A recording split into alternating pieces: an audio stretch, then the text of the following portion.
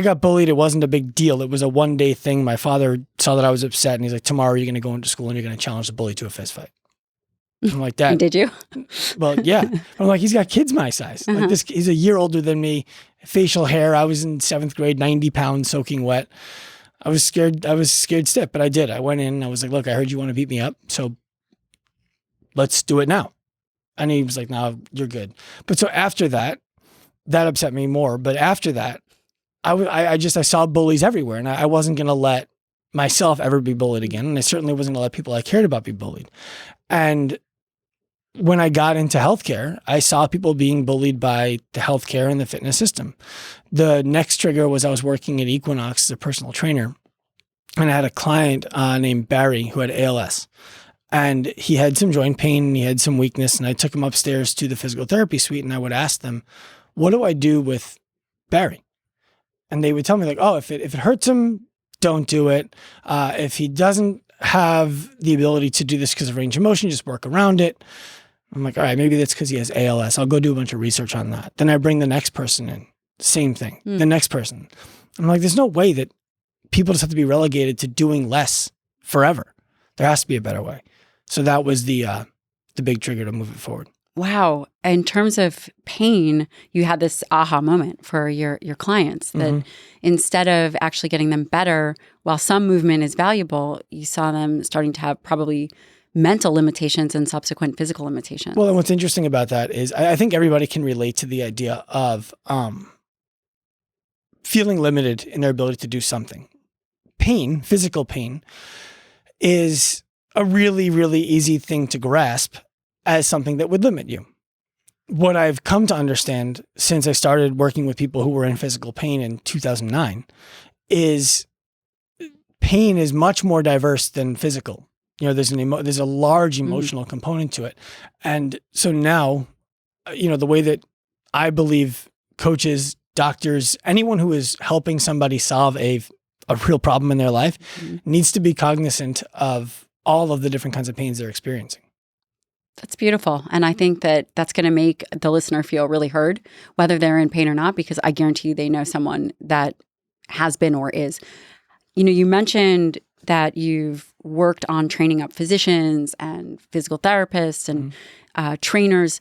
Where do you feel like the interface is now? Like, what do you mean by the interface? The current situation of what we're looking at. So we have the medical field and they're like, okay, well, you should exercise. And I know that you're in pain. Go find, you know, like train or someone and execute on this. And then if you're not better, maybe we'll send you to a pain specialist or X, Y, and Z. Yeah. So what you're talking about is basically what's the first principle of the problem that we're all dealing with, I think. And that is, you know, there's all this blame and scope creep that jumps into the medical world where people like the doctor just sees you and they don't care. They give you a medication. They tell you to stop doing it, whatever. And then they send you on your way. Doctors are bad. No, doctors aren't bad. The way you ask the questions to the doctors might not be the best. If you walk into a doctor's office and you say, when I play golf, my back hurts. And the doctor says, what would you like me to do? And you say, get rid of the pain. Well, that's what they're going to do. That's what you asked for. If you asked specifically, I'd like to get out of pain without taking medication, and I'd like to be able to continue playing golf. Is that something you can help me with? Well, now you've asked the doctor a more specific question that's going to get you a more accurate answer. So that's one part of the problem. Then we have the fitness world where people are taking certifications in a weekend. They're taking a test online. The barrier to entry is so low. And then within the field, the standard of excellence is how many Instagram followers can you get? And, or how much do you care? Quote, care, right? Everybody needs to care. That's entry level. So now what happens is the fitness world looks at the medical world and says, why aren't you referring to us more often? The medical world says, well, all of you say that you do it the best. You say that, you know, your methodology is the best. Your implement is the best. Your whatever is the best. Who am I supposed to refer to and how am I supposed to find somebody? I don't want to send someone to the 19-year-old kid who just got their personal training license. That person's great for somebody, but not for a patient who needs real professional care. Right. And now the individual is forced to navigate the space. And everybody in the fitness industry makes promises that are, it's going to be fast, it's going to be easy. And everybody knows it's not going to be fast and it's not going to be easy. So that's where I see the bully because and that's interesting. Yeah. people leave totally. and it's like, well, because I think if you tell somebody something and they cling to it as a hope, and then they go into the world and they try it and it fails them. And then the blame is cast on them for not having high enough priority for it. They didn't work hard enough when they were doing it. They weren't disciplined enough. Well, then we've gaslit them in such a way that it's 100% their responsibility when, as an industry, we need to provide education to the client. We need to give them a reason to be disciplined. Those are the things that I think are really missing.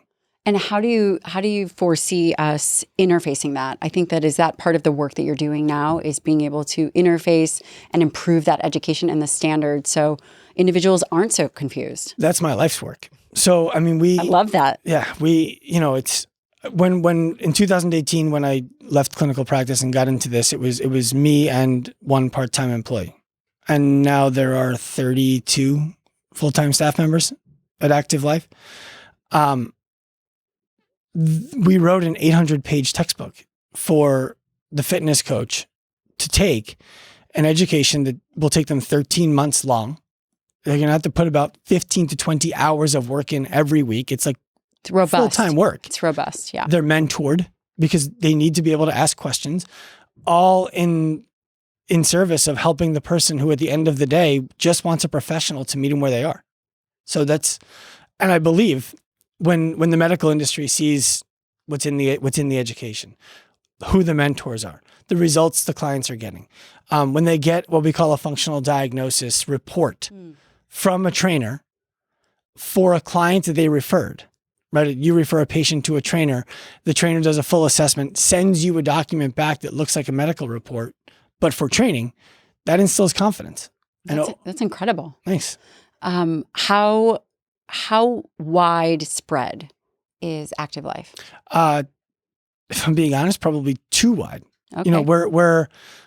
We have clients on 6 continents. And we want to do an exceptional job for all of them. So we have coaches who we're educating. We have individuals who we're serving, people who can't find someone local to them who work with us online. And then we have the gym owners. And now we're opening our facility. Incredible. That's a lot of things to figure out how to market at the same time. Right. And even probably just to manage. We have managing it pretty good. Mm-hmm. We're constantly refining it and rebuilding it. But managing it, we do a really good job. Making sure people know it exists, that's a harder thing. And that's why I say probably too wide. I see. So take me through kind of a scenario of I see a patient and this patient, it's not just geared towards pain, is it? Is it No. geared? So it's also activity, longevity. I don't know if you guys focus on body composition at all. So I follow you. One of the questions I like to ask anybody in any industry that helps me to understand how much has this person actually thought about their own value is who is the person for whom you're not a fit? Right? Because if somebody says, oh, anybody, everybody, anybody, I'm great for everybody. Well, then you haven't actually considered who you're excellent for. That's a belief I have. Say that again. If you think that you're a fit for everybody, then you haven't really considered who you're excellent for. That's brilliant. Thank you. And if you haven't considered who you're excellent for, then it means you're probably not excellent for anybody. Because what happens is all this wide group of people come in and someone gets a service that's perfect for them, but everybody else gets some diluted version. So we aim for the people for whom the fitness industry and the healthcare industry have no answers. So I'll give you I'll give you kind of the edges of it. Great. And I'd love an example of what that looks like. I'll give you 2 very real amazing. ones who have enrolled to be clients at our flagship. I won't name their names. We have one person who is 60-something years old, has hip replacement that's 3 months old, was born paralyzed on one side of her body, and had a stress fracture and I believe 3 of her lumbar vertebrae. She went to a medical doctor and they referred her to us for support. she's robust. She can type. Like she's not paralyzed anymore. If you saw her walking down the street, you'd be like, that's a healthy 60-something-year-old woman. But all of those complicating factors lead to her not being able to walk into the commercial gym and just trust a trainer to work with her. They lead her to not being able to go into the group fitness environment and do her thing. And frankly, they lead her to needing professional guidance. One of the goals she came to us with was, I want to be able to get back into pigeon pose on my hip replacement leg. We said, okay, that's not a responsible goal that we can promise you, given that you have hip replacement in the way you've had it done. That would expose you to dislocation. We won't support helping you towards that goal.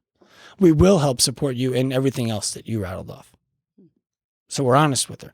The other side is another client who, 49-year-old mother who has 3 kids, no injuries, used to be a CrossFitter. You know, she'll tell you she's pissed she never get a muscle up in the CrossFit gym. That's what was left out. And she just wants professional guidance. She wants to understand why she's doing what she's doing. She wants to feel like she's safe. She's being aggressive. She wants to be progressive. And she wants someone who knows how to get her there to save her the time of having to figure it out. She doesn't want to walk into a big group environment and have to, conform to what the group is doing. And she doesn't want to work with herself in a commercial gym where she's renting equipment. And she doesn't want to work with a personal trainer who isn't professional and career oriented. Those are the margins of who we work with.